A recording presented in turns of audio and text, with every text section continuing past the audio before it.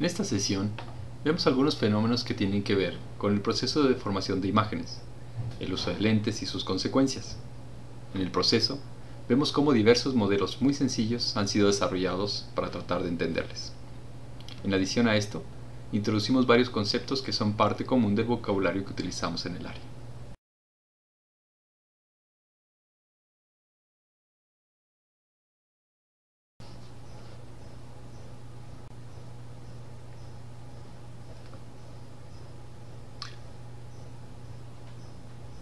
Las imágenes son el resultado entonces de un sensor de luz tal como este, puede ser un CCD, un CMOS, que capta los fotones que a él le llegan a través de este modelo. Para poder observar los objetos alrededor nuestro, pues requerimos que haya una fuente de luz, tal como esta. Esta fuente de luz es la que se encarga de emitir los fotones. Así, cuando los rayos de luz interactúan con la superficie de los objetos, pues sucede que algunos viajan en dirección de la cámara, cruzan los lentes y después llegan al sensor. Así, la señal luminosa se convierte en una señal eléctrica, que ya cuando se digitaliza la logramos apreciar como una imagen. En las situaciones reales, pues puede ser que haya diferentes fuentes de luz, las cuales pues también emiten fotones. También puede ser que ya en la práctica pues haya otros objetos, las cuales al recibir la luz se conviertan. Una forma de modelar esta situación es a través de lo que se conoce como la función bidireccional de distribución de reflectancia, este componente. Esta función describe las propiedades de los objetos relacionadas con su interacción con la luz, o de otra manera, potencialmente nos serviría para calcular qué tanto de cada longitud de onda que llega en una cierta dirección incidente es reflejada. Para calcular las características de la luz que refleja un objeto, lo que tendríamos que hacer sería integrar la luz de entrada con la función bidireccional de distribución de reflectancia, tomando en cuenta la perspectiva que tienen los objetos relativos a la cámara. La perspectiva que presentan los objetos no es sino tomar en cuenta su punto de vista con respecto a la cámara, o su transformación geométrica aparente, como habíamos visto ya en la sesión anterior. Para calcular este efecto de perspectiva se toma en cuenta el producto punto que existe entre la dirección de los rayos de luz y la normal de la superficie, para aquella parte de la superficie con puntos o productos puntos positivos. Aquí hay que notar que aquella parte de la superficie que presenta producto punto negativo pues no es visible, puesto que el límite de visibilidad precisamente se da cuando el producto punto es cero. En objetos reales se presentan dos tipos de reflexiones. En el primer tipo, la reflexión es especular, por ejemplo en esta zona.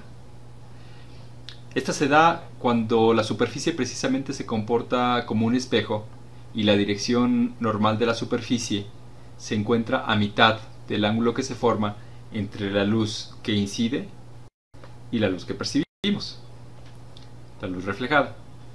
El segundo tipo de reflexión es el llamado difuso y se da cuando la luz se dispersa uniformemente en todas direcciones. Esto es, por supuesto, una idealización. En este caso se dice que la reflexión es lambertiana. Bueno, ahora, aun cuando las fotografías tienden a ser digitales, todavía de vez en cuando se imprimen. Hay dos tipos de impresiones que dan un ejemplo de las reflexiones especulares y difusas. Las primeras se presentan cuando imprimimos en papel brillante y la segunda cuando imprimimos en papel maté.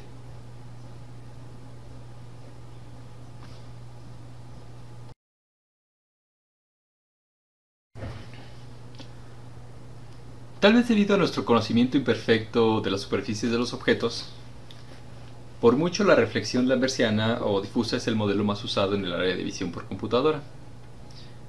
El modelo que entonces utilizamos se simplifica, pues no tenemos que considerar ni el ángulo incidente, ni el ángulo reflejado, ni la dirección normal de la superficie, sino únicamente la interacción de los objetos con la luz y sus respectivas absorciones y reflexiones de las diferentes longitudes de onda del campo electromagnético visible.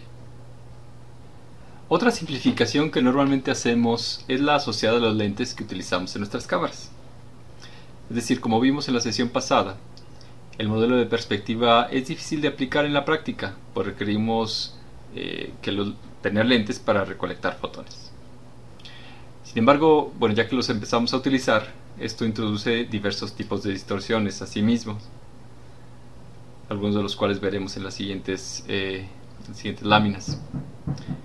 Bueno, y nuevamente para eliminar estas distorsiones, pues utilizamos otras lentes. Así pues, dada esta complejidad, lo que normalmente hacemos es asumimos un esquema muy simplificado que se ha dado en denominar modelo de las lentes delgadas. El modelo es muy sencillo. En él asumimos que la luz que se refleja en cada punto viaja a través de dos trayectorias diferentes. Aquí las tenemos. En uno de ellos la luz viaja sin desviarse a través del centro óptico de las lentes. Continúa sin desviarse. Otro rayo de luz lo que hace es que llega al borde y se desvía y pasa por un punto muy particular que se denomina foco, el cual se encuentra a una distancia que denominamos longitud focal del centro de la lente y continúa su trayectoria. La imagen se forma donde se cruzan ambos rayos. Cuando el sensor que captura las imágenes se encuentra en el cruce de estos dos rayos, entonces la imagen que se forma es muy nítida.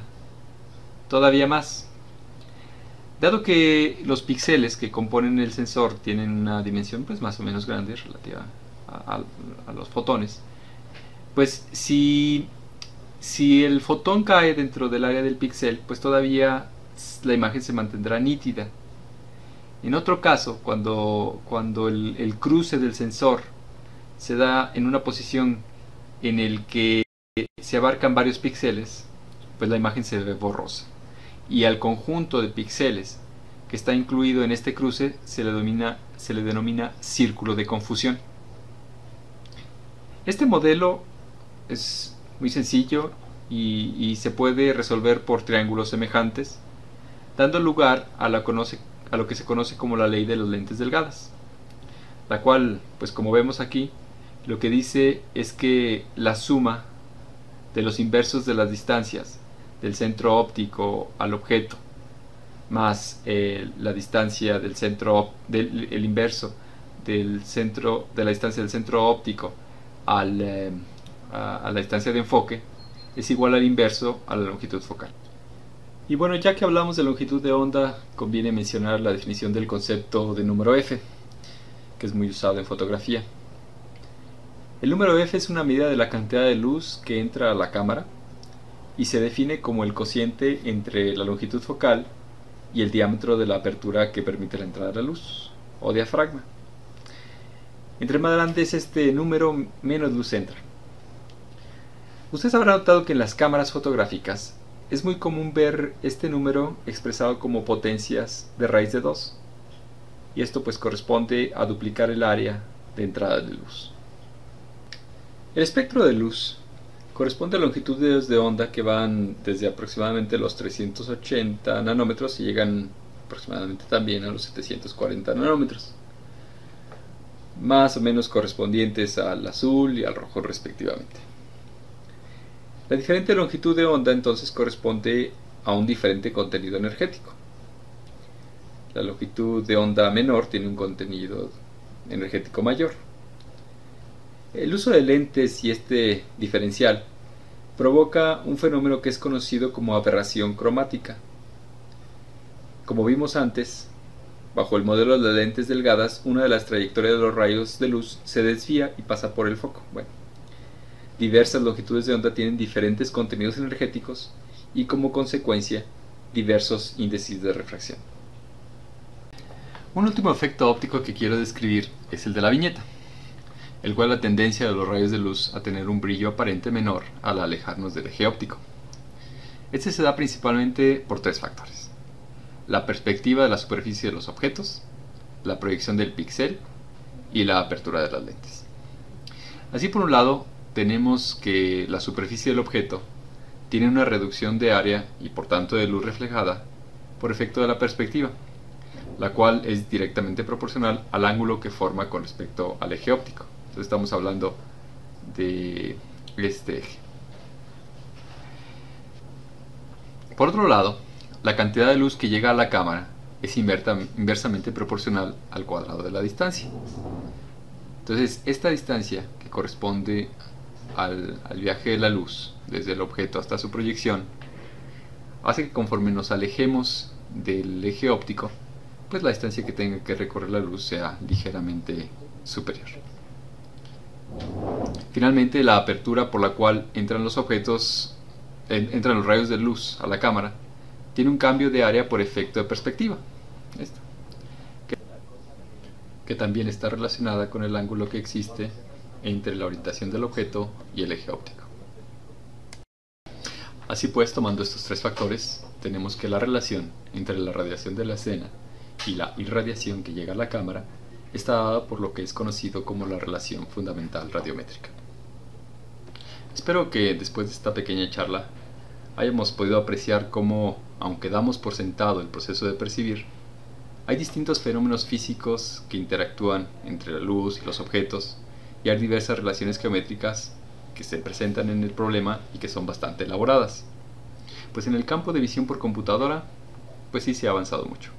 Sin embargo, ¿qué tanto de estos modelos deben ser tomados en cuenta en la producción de sistemas confiables, robustos y rápidos? Es algo que todavía espera a las grandes demostraciones.